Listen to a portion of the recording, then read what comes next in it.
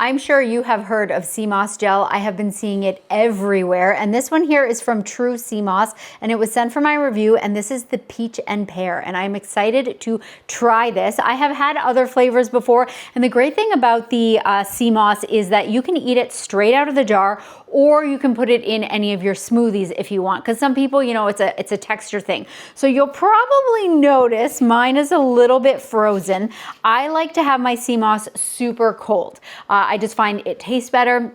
It also kind of helps with that like jelly texture that I'm not a huge fan of. Again, if you don't want to, like, it's going to get completely frozen. So like I like to put it in there like maybe an hour before I'm going to take it. And then I'll take a couple spoonfuls and then we're good to go. But if you don't want to do that, again, you can take it right cold or put it in your smoothies, as I said.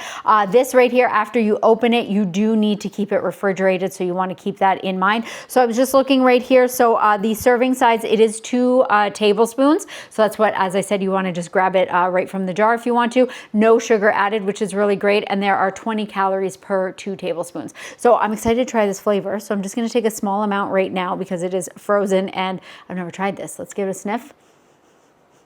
I don't really smell the, what is this one? Pear, peach and pear. Let's see.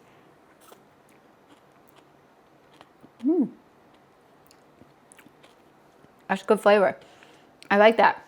And honestly, as I said, like if you're not a fan of the texture, highly recommend freezing it before because it just kind of makes it like you're having like a little slushy smoothie. It's actually super delicious. I'm definitely a fan. Gotta try it.